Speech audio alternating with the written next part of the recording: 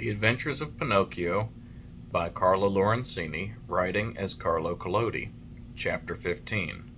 The assassins chase Pinocchio, catch him, and hang him to the branch of a giant oak tree. As he ran, the marionette felt more and more certain that he would have to give himself up into the hands of his pursuers.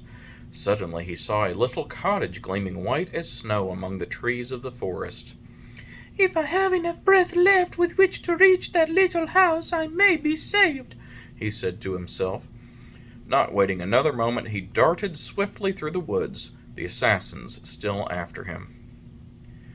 After a hard race of almost an hour, tired and out of breath, Pinocchio finally reached the door of the cottage and knocked. No one answered. He knocked again, harder than before. For behind him he heard the steps and labored breathing of his pursuers. The same silence followed. As knocking was of no use, Pinocchio in despair began to kick and bang against the door as if he wanted to break it. At the noise, a window opened, and a lovely maiden looked out. She had azure hair and a face white as wax. Her eyes were closed and her hands crossed on her breast. With a voice so weak that it hardly could be heard, she whispered, "No one lives in this house. Everyone is dead." "Won't you at least open the door for me?" cried Pinocchio in a beseeching voice. "I also am dead." "Dead? What are you doing at the window then?" "I'm waiting for the coffin to take me away." After these words, the little girl disappeared and the window closed without a sound. "Oh, lovely maiden with the azure hair," cried Pinocchio, "open, I beg of you. Take pity on a poor boy who is being chased by two assassins."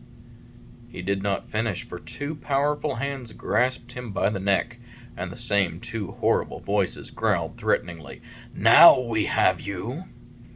The marionette, seeing death dancing before him, trembled so hard that the joints of his legs rattled and the coins tinkled under his tongue. "Well," the assassins asked, "will you open your mouth now or not?" "Ah, you do not answer? Very well, this time you shall open it."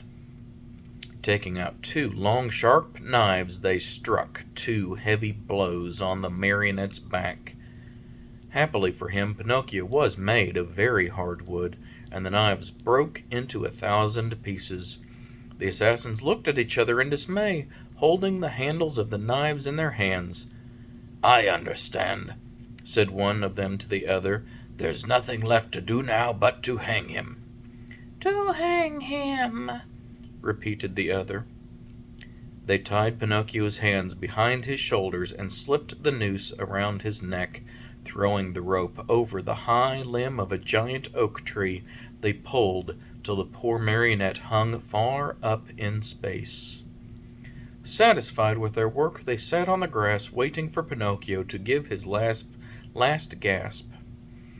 But after 3 hours, the marionette's eyes still were open, his mouth still shut, and his legs kicked harder than ever. Tired of waiting, the assassins called to him mockingly, "Goodbye till tomorrow. When we will return in the morning, we hope you'll be polite enough to let us find you dead and gone, with your mouth wide open." With these words they went. A few minutes went by, and then a wild wind started to blow. As it shrieked and moaned, the poor little sufferer was blown to and fro like the hammer of a bell. The rocking made him seasick, and the noose, becoming tighter and tighter, choked him. Little by little, a film covered his eyes. Death was creeping nearer and nearer, and the marionette still hoped for some good soul to come to his rescue, but no one appeared.